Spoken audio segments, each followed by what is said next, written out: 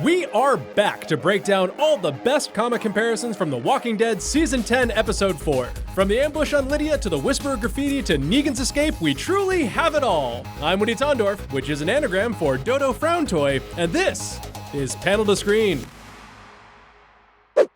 Let's start with Ezekiel and Michonne's emotional scene together. In the episode, Michonne literally talks Ezekiel off a cliff, to which he responds by kissing her. Not really the best moment to pick, but you know what? We're all in compromised emotional states in the apocalypse, so shoot your shot, King. Michonne pulls away and reminds them they're just friends. Ezekiel then says, maybe in another universe. Which is a fun nod to the source material and a fun hug for my heart. You see, these two were a thing in the comics. They began flirting in issue 110, and by issue 115, they were fully knocking dreads. Zeke and Michonne eventually ended things after the war, but Zeke referring to the comic universe in the show was a cool nod to the fans. Now on to the attack on Lydia. In the episode, Lydia gets jumped by Gage, Margot, and this motherfucker who frankly is not important enough to have a name. They're all very upset that their friends' heads are on spikes, and this is how they express it. I don't know, they'll be dead soon. Just when it looks like it's a serious rap on Cassidy McClincy, Negan comes out of nowhere and saves her while killing Margot in the process.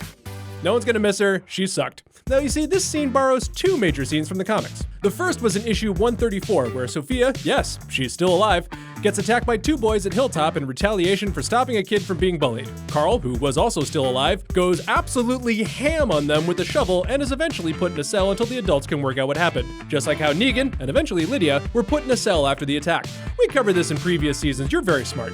The second moment is from issue 150, when Rick got jumped by Morton and Vincent in the dead of night. Pissed Rick didn't go far enough in seeking revenge for the Pike victims, they try to intimidate Rick, but Morton goes too far and tries to kill him. And then Rick does what he does best, meaning he gets the whole group together and he has a whole speech about whether they are or are not the Walking Dead. I'm just kidding, he rips Morton's throat out with his teeth. Next up is the Silence the Whisperers graffiti sprayed around Alexandria. That kind of messaging comes straight out of the comics. In issue 152, Sadiq and Kelly paint this message all around town. Even though Michonne's unhappy about it, Rick thinks it will help focus the community's anger over the Pikes on the Whisperers instead of him for not retaliating. The big difference here is we don't actually know who's been spraying these messages in the show. I mean, clearly we know that it's RJ. Finally, Negan's escape. Oh boy. Now in the show, Father Gabriel checks on Negan after his whoopsie-daisy with Margot and finds out he's gone? Also from issue 152, it's Paula who finds Negan's cell is empty. She calls Rick and Michonne in, and sure enough, yes, he's still not there. Meanwhile, we've given Negan a 15-minute head start out with Brandon, who we have established is not the sharpest spear in the shed.